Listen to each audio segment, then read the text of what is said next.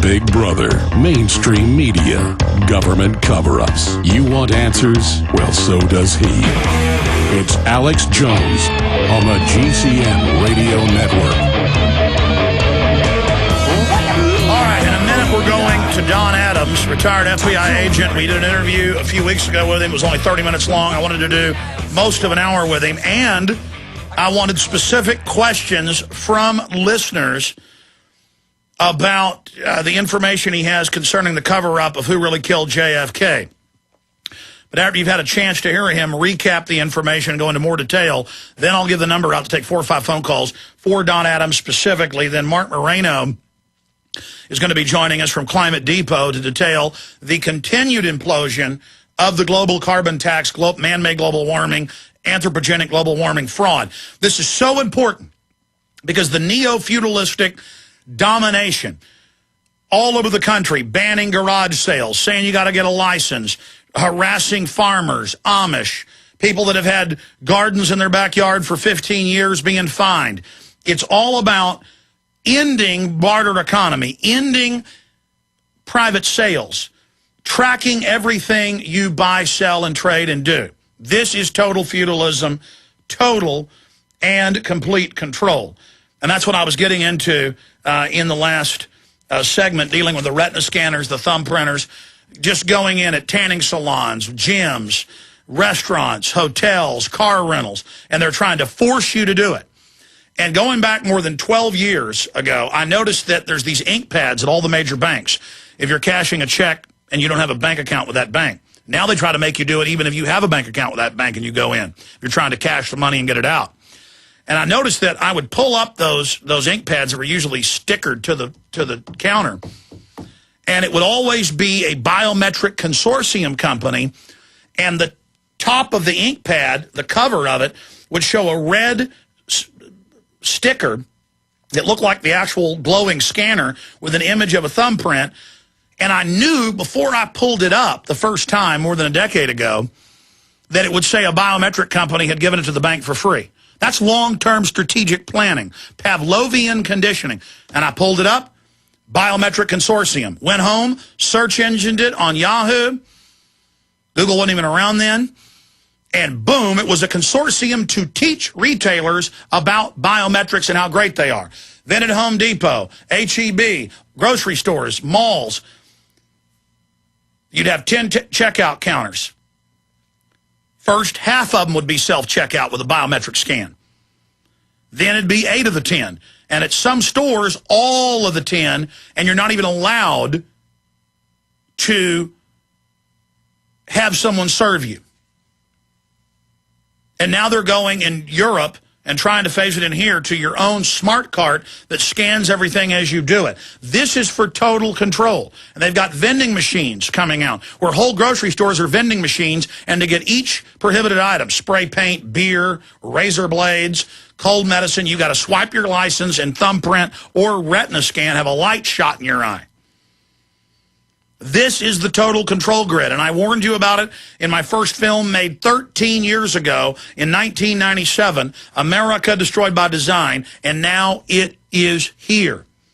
And we've got to say no to this, and the naked body scanners and all of it. And they're starting to cave in from pressure.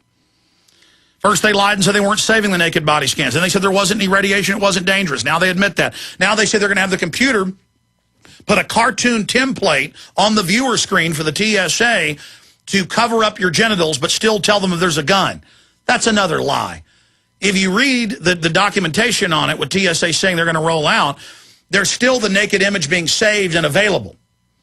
Because what they really want is the biometric scan of your body for passive cameras that send out waves that go through your clothes, just like a retina scan, a face scan, a thumbprint scan, a voice print analysis, biometrics that scan your walk. This system will be able to scan the shape of your chest, the shape of your arms, your legs, everything. Everything has an individual fingerprint, basically. And the globalists admit this is for a cashless society, total control, to track you and then to shut the economy down so you're bankrupt and under their control. So that's all coming up. And Bill Gates admits the death panels are real, but says they're good. We've got video of that. I mean, it's unspeakable how evil all of this is.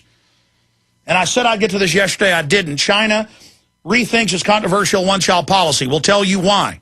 We've broken down these numbers before, but here it is in scores of mainstream newspapers with the Chinese government admitting it themselves. Now, shifting gears for the balance of the hour. Donald A. Adams became a special agent of the FBI September 10th, 62. His assignment of note included investigations of Joseph Adams Miltier and later in 64 the assassination of President John F. Kennedy. He was recently come forward with explosive information regarding the events surrounding JFK's assassination. And explosive is right. Here's a local TV station that did an interview with him with the key clip. You can watch the whole thing up on Infowars.com and PrisonPlanet.com. We have links to the TV station where they play the FBI and others' intelligence audio of this individual talking about how he was going to kill Kennedy, where they were going to kill Kennedy, and then after they'd killed Kennedy, bragging to the intelligence officer how they did it. Here is that recording. Startling discovery was a tape recording captured by Miami intelligence officers November 9th, 1963, just weeks before Dallas. Miltier is talking to the informant, William Somerset. Well, you could be the best way would be to come out still with a high heart, right? And they're going to really try to kill it.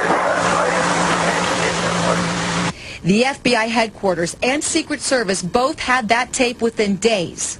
It should have stopped the president from traveling instantly. But they didn't. And he says he was jubilant. Bragging to Somerset, "You thought I was kidding when I said he would be killed from a window with a high-powered rifle." Despite all of that, Miltier was never even mentioned in the Warren Commission report. Now, that's just one part of this. And I was with Jesse Ventura, who's doing a JFK episode, and his conspiracy theory. I was with him last week in Atlanta, Georgia, and then in Louisiana. I don't know if they have time, but I told them about Mr. Adams, and they'd already been investigating Miltier and had those tapes. But this is an agent who knew about it, tried to stop it, and was blocked. And I think if they've got time, they might go try to talk to him. Just amazing information. It's adamsjfk.com's the website. Sir, I'm going to give you the floor as we go to break in about 5-6 minutes. But recap the basics of the case, and then let's get into more detail of why this is so important and why you're going public. Good to have you here, Don. Thanks, Alex. I appreciate that very much. You bet. You've got the floor. Recap the basic skeleton of this. Okay. And then we'll go into why this is so important. I mean, we have a bona fide cover-up, clearly showing government involvement. Go ahead. Okay. My investigation started on November 13th, 1963, 2 weeks before the president was assassinated. I received a call from the agent in charge in the Atlanta FBI office, and he told me that he had an urgent matter that I needed to investigate and that it has to be highly confidential. He told me that there had been a meeting that took place in Indianapolis, Indiana, just a week or two before the last of October of '63. And in that meeting, there were 4 people who had come out of a very large meeting, and the 4 of them discussed the killing of President Kennedy. Joseph Miltier was one of them.